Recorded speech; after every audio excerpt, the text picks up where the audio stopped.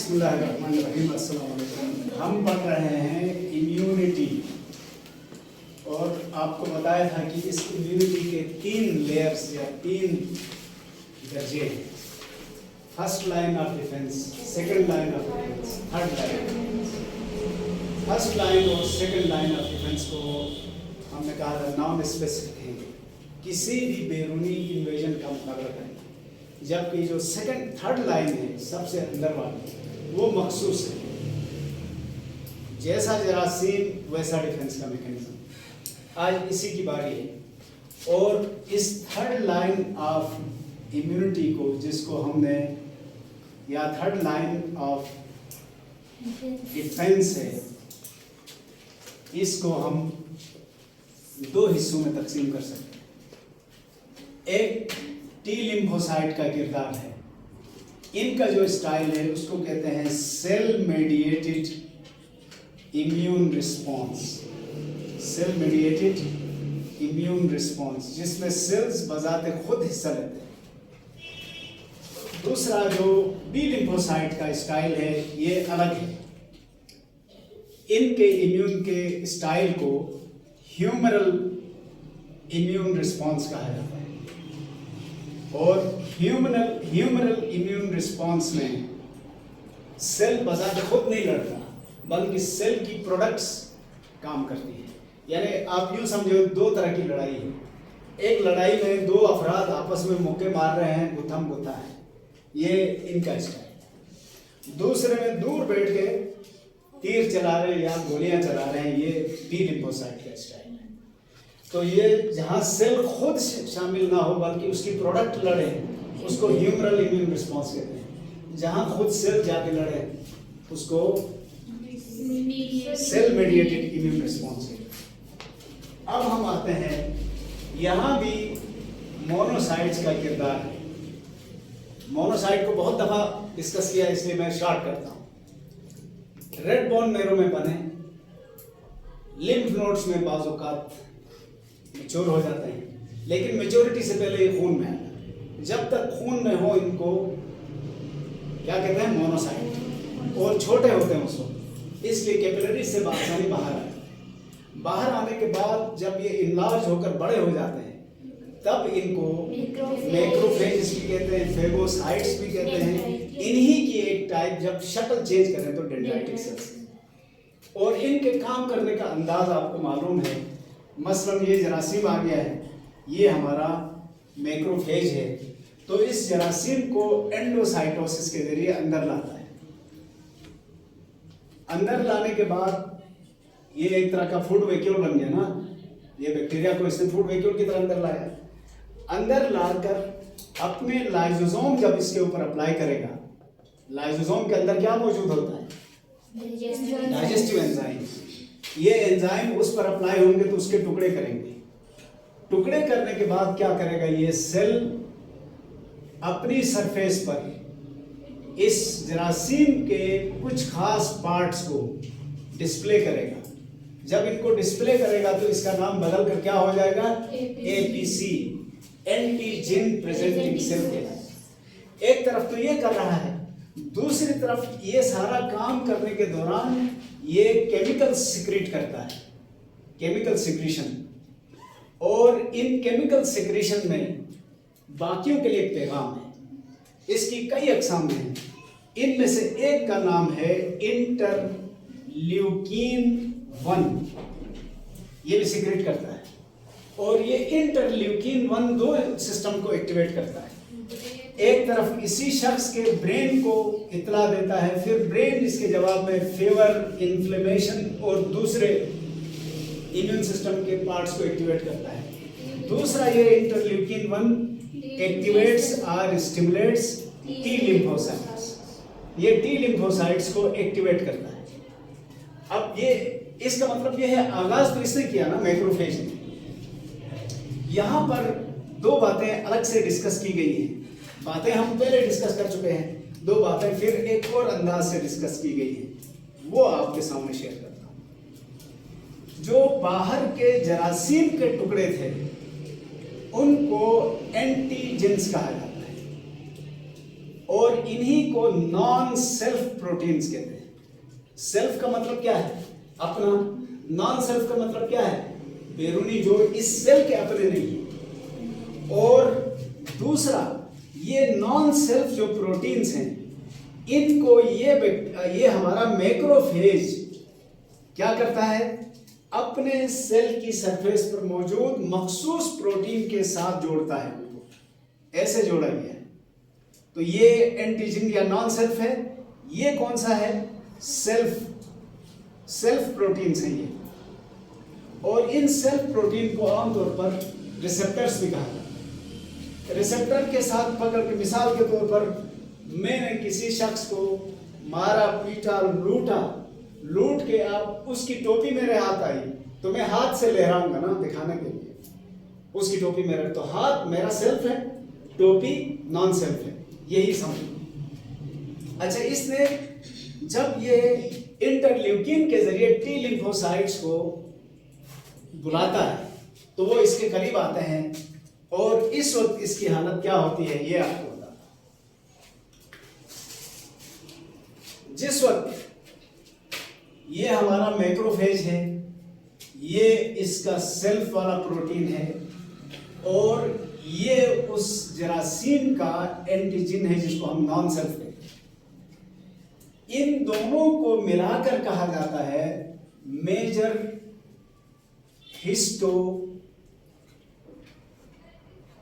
Histocompatibility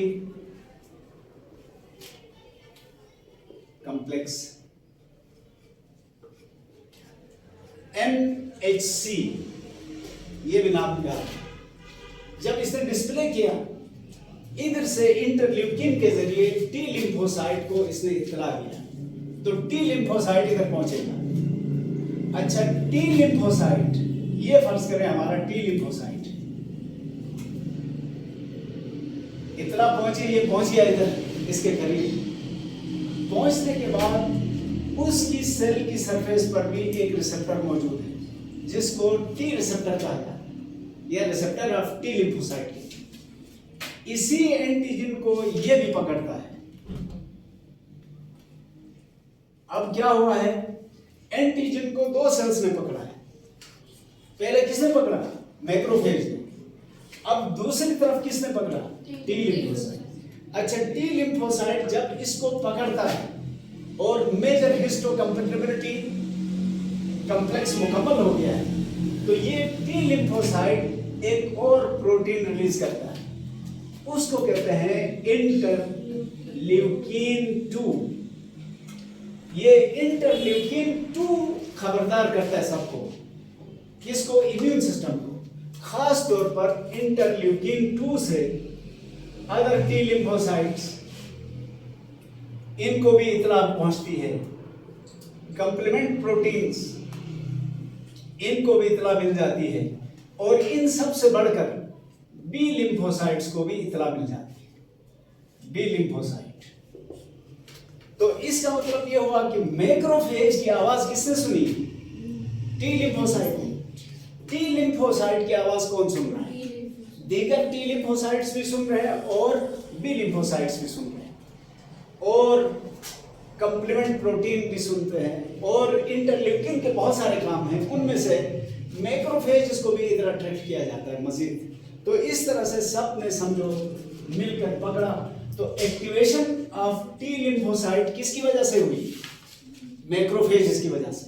वो activate हुए, activate होने के बाद वो इससे एक तरह से ये एंटीजन छीन के ले जाएंगे, वो ले जाके किसको दिखाएंगे? B lymphocyte.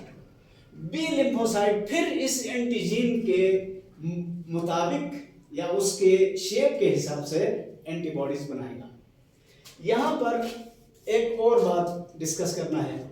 जो टी लिम्फोसाइट हैं, ये तो मैंने बताया था थाइमस ग्लैंड में बनते हैं इसलिए कहते हैं, और बी लिम्फोसाइट बर्सा फेब्रिशियस में बनते हैं इसलिए कहते हैं, लेकिन हमारे पास कोई बर्सा फेब्रिशियस नहीं है, नाम यूज हो रहा है। अच्छा, अब टी लिम्फोसाइट्स एक्टिवेट होते हैं, तो टी लिम्फोसाइट की अकसाम कितनी है? टाइप्स। एक छोटा सा नुकता याद रखना, इनकी मिलियंस ऑफ टाइप्स हैं। अच्छा, बुक में बहुत सारी चीजें रिपीट हुई, मैंने रिपीटिशन से अवॉइड किया है, ठीक है। टी लिम्फोसाइट की दो बड़ी अकसाम है। कुछ को कहा जाता है CD4 टी लिम्फोसाइट, कुछ को कहा जाता है CD8 लिम्फोसाइट। ये CD टी लिम्फोसाइट की सरफेस पर मौजूद मखसूस रिसेप्टर्स की वजह से कहा गया है। कुछ में CD4 रिसेप्टर है, कुछ में CD8 रिसेप्टर है। मिलियंस ऑफ टाइप में बता रहा हूं, लेकिन इनकी चार बड़ी अकसाम है। चार बड़ी अकसाम वो कौन सी है?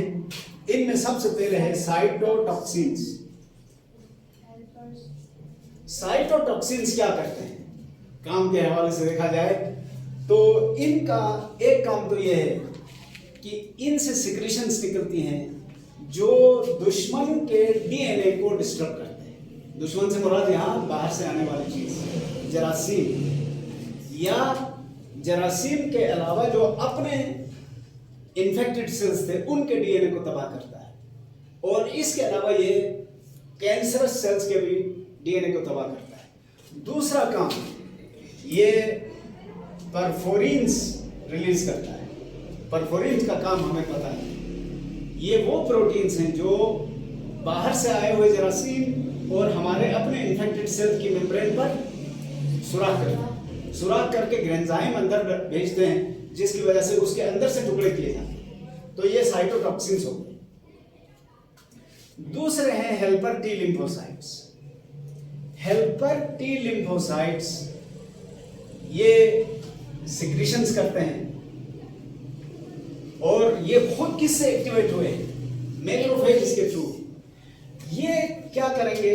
इनकी सिक्रीशंस के नतीजे में अदर मैक्रोफेजेस भी इधर आ जाएंगे, अदर टी लिम्फोसाइट्स वो भी इधर आ जाएंगे, और इन्हीं के उकसाने पर बी लिम्फोसाइट्स भी एक्टिवेट हो जाएंगे। यानी यूं समझो, इनकी ड्यूटी ये है, ये वावेला करके जो इन्फेक्शन की जगह है वहां दूसरों को बुलाते भी हैं और नए सेल्स को एक्टिवेट भी करते हैं। अच्छा, हेल्पर टी इसलिए अहम कहलाते हैं। तीसरे हैं सप्रेसर्स। सप्रेसर्स नाम से जाहिर है ये भी सिक्रीशंस रिलीज करते हैं प्रोटीन्स की शक्ल में, और जब जरासीम को इन सब ने मिलकर मार दिया, अब कोई जरासीम बाकी नहीं बचा, तो ये जितने active B lymphocyte T lymphocyte active थे उन सबको ये इनएक्टिव कर देते। तो सप्रेसर का काम क्या है? उस एक्शन को रोकना। यानी ये असल में कमांडर है। कमांडरों के दूसरों ने जंग में सबको उकसाया था, अब ये आखिर में क्या करता है? जंगबंदी का ऐलान करके रोकता है अपने फौजी को। ये टी लिम्फोसाइट की टाइप है जिसको सप्रेसर कहा जाता है। चौथी टाइप को कहा जाता है मेमोरी टी लिम्फोसाइट्स। नाम से जाहिर है ये मेमोरी टी लिम्फोसाइट जो शुरू में इधर एक इन्होंने मैक्रोफेज से एक एंटीजन लिया था, उसकी शेप वगैरह को ये रिकॉर्ड कर देते हैं, अंदर मेमोराइज करते हैं। मेमोराइज करके ये एक्टिव नहीं होंगे इस वक्त। बाद में जब उस जैसा एंटीजन आ जाए, चाहे उसको मैक्रोफेज प्रेजेंट करे ना करे, ये खुद ब खुद एक्टिव हो जाएंगे उसकी।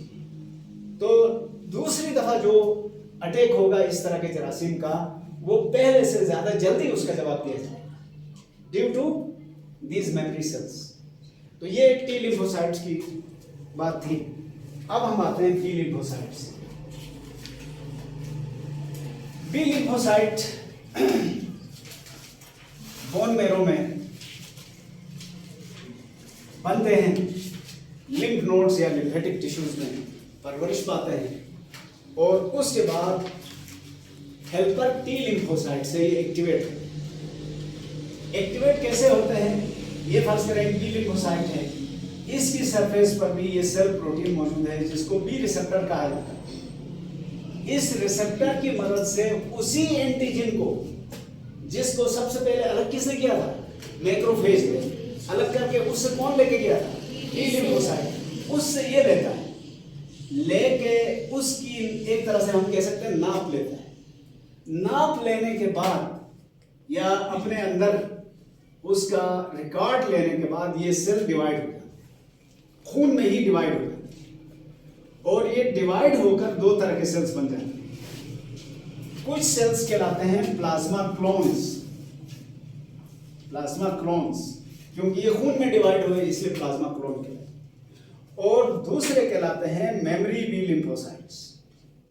मेमोरी वाले इस वक्त कुछ नहीं करेंगे, ये तो बाद में अगर कोई ऐसा जरासीम आता है तो उसके खिलाफ एक्शन करेंगे।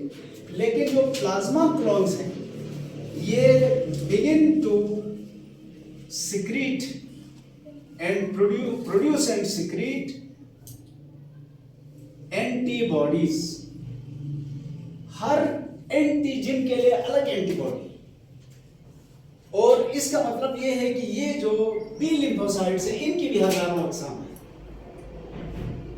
कहने का मतलब ये है कि एक बी लिम्फोसाइट एक खास टाइप की एंटीबॉडी बना सकता है, दूसरा लिम्फोसाइट कोई और एंटीबॉडी बनाएगा, तीसरा बी लिम्फोसाइट कोई और एंटीबॉडी बनाएगा। अच्छा, जो प्लाज्मा क्लोन्स हैं इनकी तादाद बहुत ज्यादा नहीं होती, लेकिन ये एक्टिव बहुत होते हैं, उम्र भी कम है, चंद घंटों तक प्लाज्मा में रहते हैं, लेकिन एक घंटे में 1 मिलियन से या 10 मिलियन से ज्यादा एंटीबॉडीज प्रोड्यूस कर सकते हैं। तो एक तरह से बमबारी करते हैं, एंटीबॉडीज इतनी कसरत से बनाते हैं कि इस एंटीजन वाले जितने जरासीम होंगे उनकी सरफेस के साथ ये चिमट के उन जरासीम को मार देंगे। तो आखिरी और मौसर तरीन हथियार कौन सा है? एंटीबॉडीज। और ये किसने प्रोड्यूस किया है? B lymphocyte. इससे मौसर कोई सिस्टम हो ही नहीं सकता, ये हर एंटीजन के अलग है। अब ये आपने एक चीज और फर्क करना है, एंटीजन हमेशा सेल्स की सरफेस पर होता है, जबकि एंटीबॉडी बी लिम्फोसाइट अंदर से प्रोड्यूस करके सिक्रेट करती है। मैंने कहा 1 घंटे में 10 मिलियन यानी 1 करोड़ से भी ज्यादा एंटीबॉडीज ये प्रोड्यूस कर सकते हैं, लेकिन ऐसा करने में थोड़ा टाइम लेते हैं। कम से कम इसकी नाप के एंटीबॉडीज बनाने में इनको 72 घंटे लगते हैं। एक दफा एक्टिव होने के बाद फिर ये बहुत सारे बनाएंगे और इन एंटीबॉडी से कोई चीज नहीं बच सकती। तो अगर कोई जरासीम कामयाब होता है, इम्यून सिस्टम नाकाम होता है, तो वजह ये है ये जो शुरू के 72 घंटे लेते हैं ना नाप तोड़ में, उसमें जरासीम हावी हो गया तो फिर इनको मौका ही नहीं मिलता। लेकिन अगर ये पहले काबू में आ गए फिर जरासीम कोई भी हो इसको ये नहीं छोड़ सकता। दूसरी बात, एक दफा ये एंटीबॉडी बनी, जिस्म के अपने सेल्स ने बी लिम्फोसाइट ने खुद बना लिया, तो ये मेमोरी सेल्स यूजुअली ताहयात रहते हैं। बाद में अगर इसी एंटीजन वाला आ गया तो पूरा ये लंबा प्रोसेस चलाने की अब जरूरत नहीं है। ये मेमोरी सेल्स फौरन डिवाइड होकर प्लाज्मा क्लोन्स बनाएंगे और प्लाज्मा क्लोन्स फौरन एंटीबॉडीज बनाकर बम्बार्डमेंट शुरू करेंगे। इस तरह से हर तरह के जरासीम का मुकाबला किया जा सकता। समझ आ गई? ये थी थर्ड लाइन ऑफ डिफेंस। और एक छोटा सा मशवरा ये है, आप बुक को एक दफा रीड करेंगे तो आपको लगेगा कि बहुत सारी चीजें 3-3 दफा रिपीट हुई। आपने रिपीट नहीं करनी, आपने एक दफा बताना है और उसको 2-2 दफा 2-2 पैराग्राफ में लिखने की क्या जरूरत है। डायरेक्ट बताएं जैसे मैंने आज बताने की कोशिश की, ताकि आपका वक्त भी बचे, आपको गैर जरूरी मेहनत करने की जरूरत ना हो।